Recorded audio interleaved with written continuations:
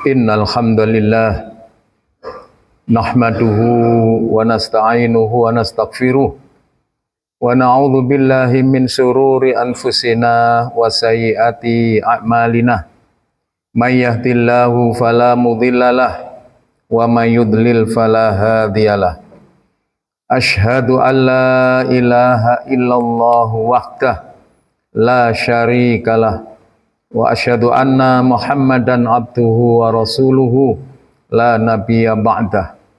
Allahumma salli wa sallim wa barik ala Muhammad wa ala alihi wa ashabihi wa man tabi'ahum bi ihsanin ila yaumil qiyamah. Wa ba'du, qala ta'ala fi kitabil karim, a'udzu billahi minasyaitonir rajim.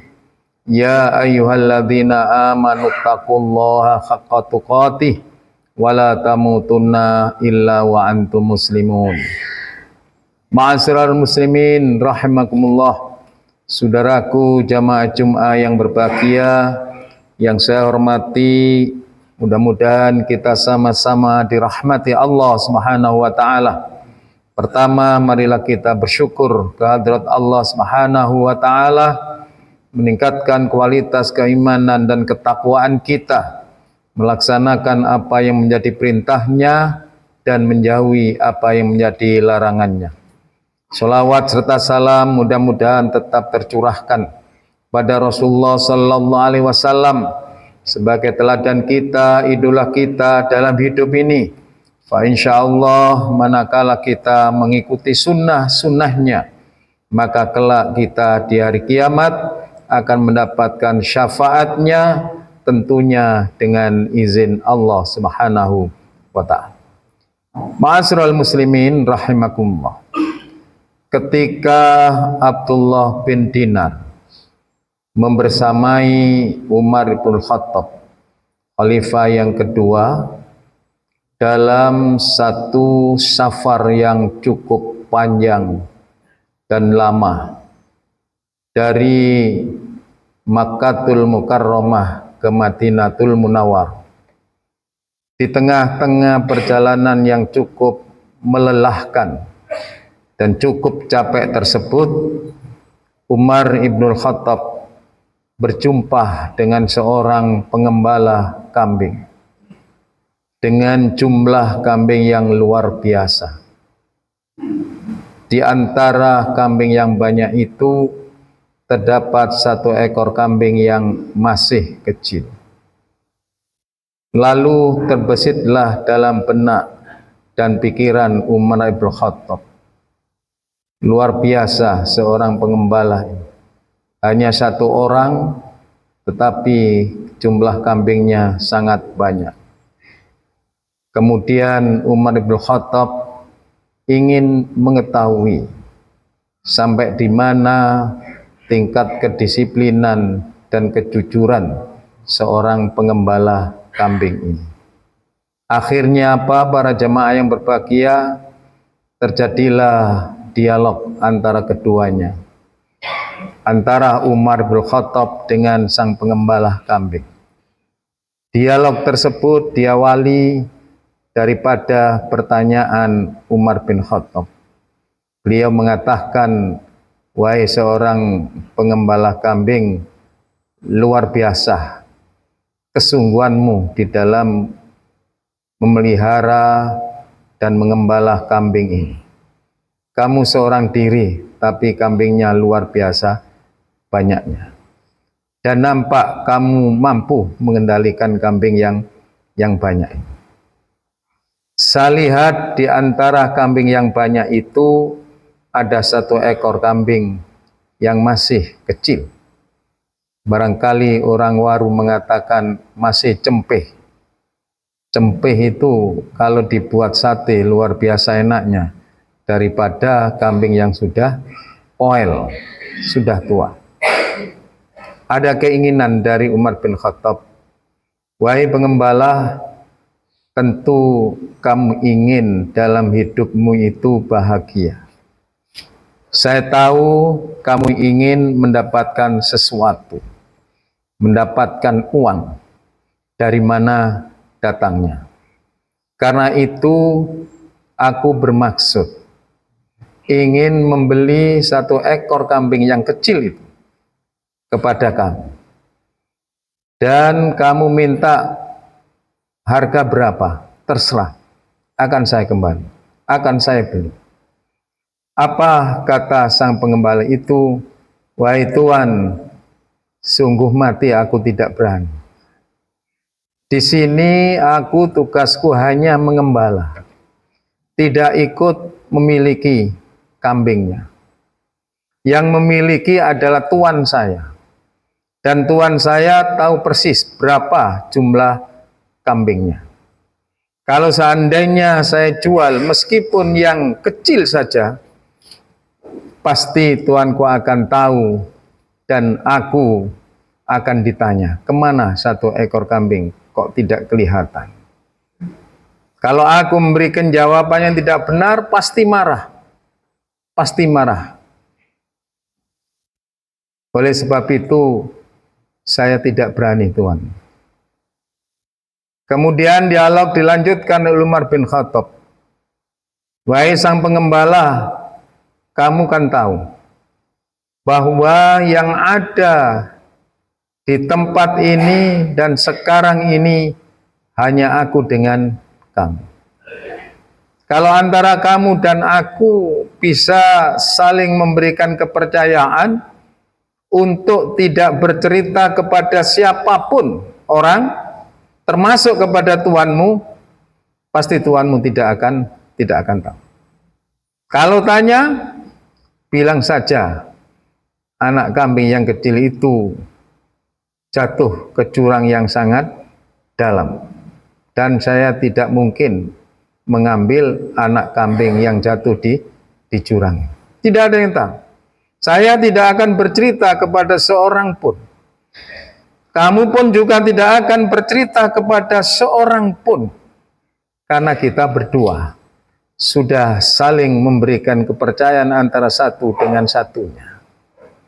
Apa kata seorang pengembala ini? Wahai Tuan, memang yang ada di tempat ini sekarang hanya engkau dan aku. Saya yakin kau tidak akan bercerita kepada orang lain. Saya pun juga tidak bercerita kepada orang lain. Tetapi ketahuilah, wahai sang pengembala, fa'aina Allah? Di mana Allah? Di mana Allah? Ini satu kalimat yang pendek.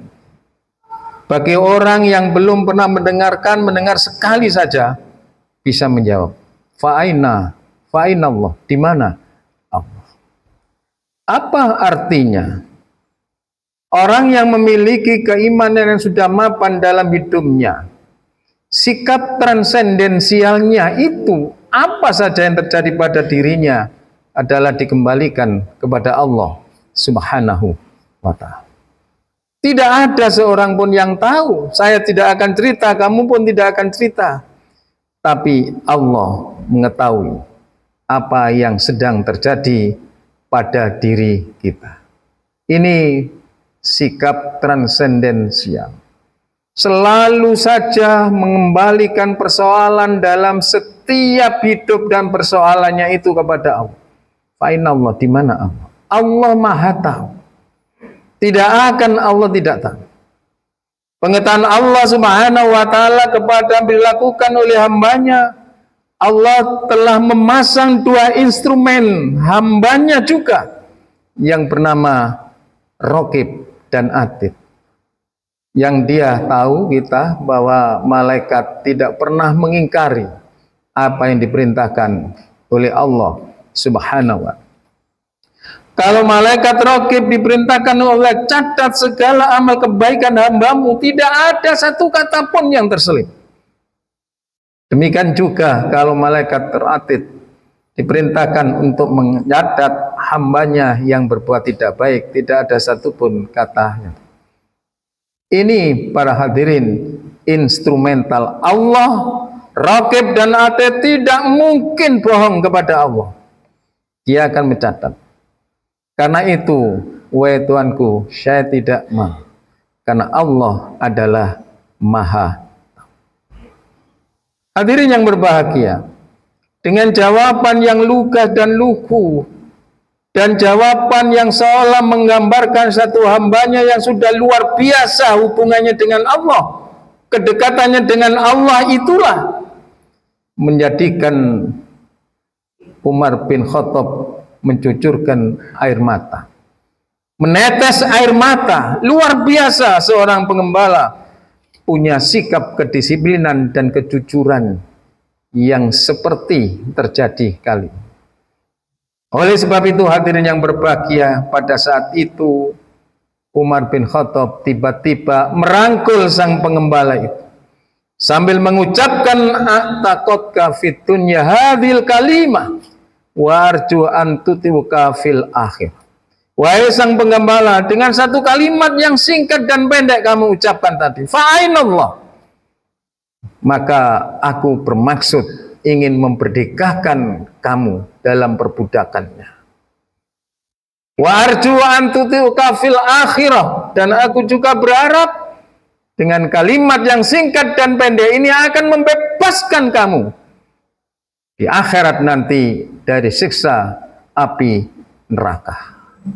Hadirin yang berbahagia, wahai sang pengembala, antarkan aku ke rumah tuanmu dan kamu akan aku tebus berapa uang yang diminta oleh tuan.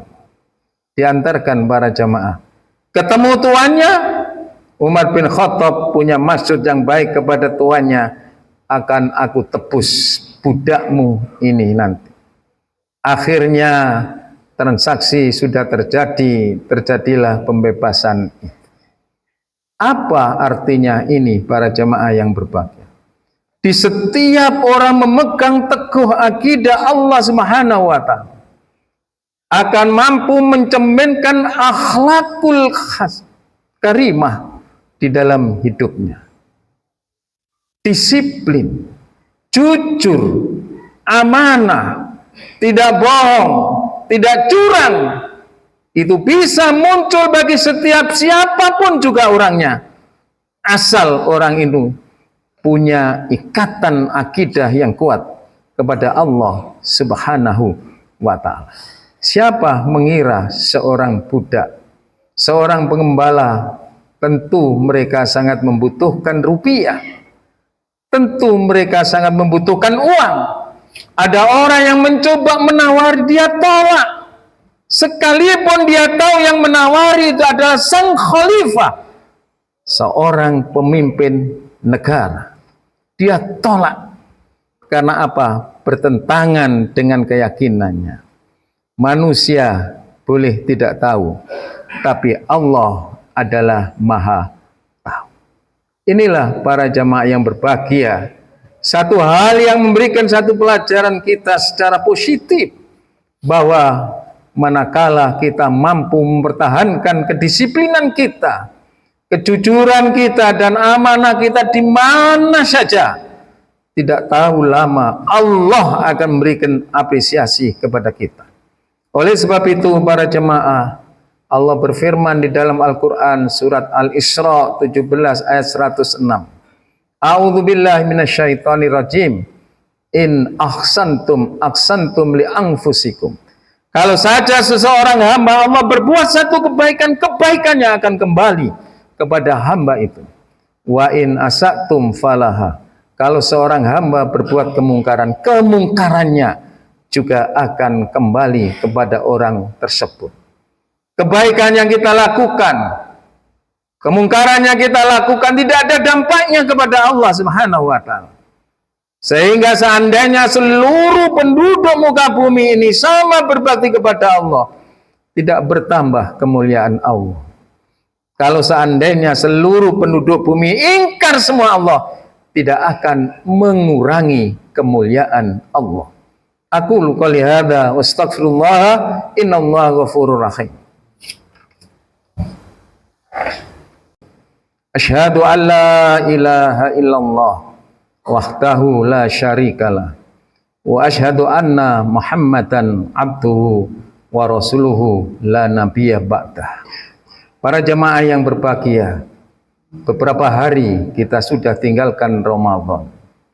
Dan kita tahu bahwa Ramadan adalah bulan tarbiyah, bulan pengembelengan, bulan pendidikan, bulan training kepada hambanya untuk supaya menjadi hambanya yang disiplin dan jujur serta amanat di dalam hidup dan kehidupannya. Dan itu para jemaah yang berbahagia sudah berhasil kita lakukan selama bulan Ramadan.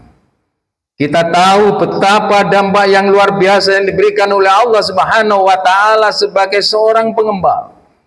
Yang dikembalakan adalah kambing yang tidak punya akal, yang tidak punya pikiran, tetapi karena kedisiplinan dan kejujuran sang pengembalanya mampu mengangkat sang pengembala itu menjadi orang yang terhormat, menjadi orang yang bebas daripada perbudakan. Lalu bagaimana kemudian dengan pengembala-pengembala manusia yang ada di lingkungan negara kita? Pemimpin adalah pengembala bangsa dan rakyatnya. Bangsa dan rakyatnya adalah objek yang digembala. Kalau saja seorang pengembala karena kejujuran dan kedisiplinannya mampu mengangkat seorang pengembala itu menjadi orang yang terhormat, alangkah luar biasanya kalau seorang pengembala manusia, seorang pemimpin yang jujur dan amanah, serta disiplin dalam menegakkan konstitusi, undang-undang dan aturan yang ada, luar biasa akan membawa kebaikan bangsa dan rakyatnya.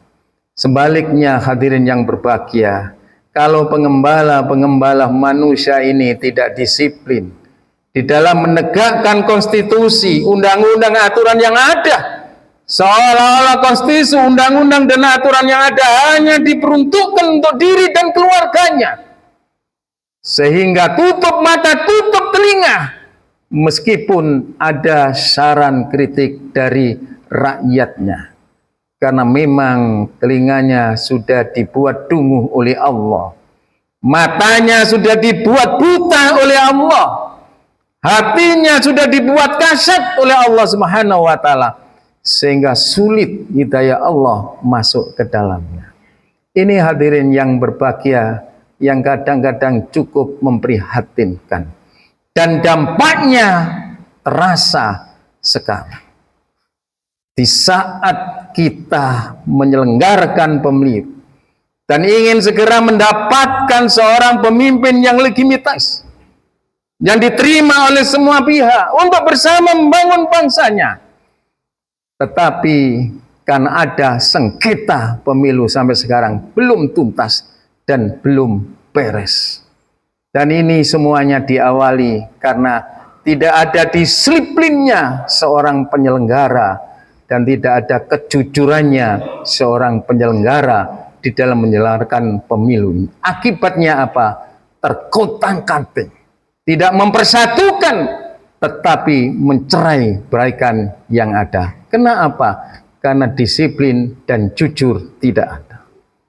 Kita berharap mudah-mudahan kedisiplinan dan kejujuran kita yang kita dapatkan selama bulan Ramadan ini tidak hanya berhenti dalam bulan Ramadan, tetapi kita mampu untuk membawa beberapa bulan berikutnya sampai ketemu tahun berikutnya. Kedisiplinan dan kejujuran itu kapan saja, di mana saja, baik dalam diri pribadi kita, dalam keluarga kita, dalam lingkungan kita, dalam masyarakat kita, dalam bangsa dan negara kita. Ingat, kehancuran daripada suatu bangsa karena tidak ada jujuran dan adanya kecurangan bagi penguasa yang ada. Oleh sebab itu kita berdoa kepada Allah Subhanahu wa Ta'ala.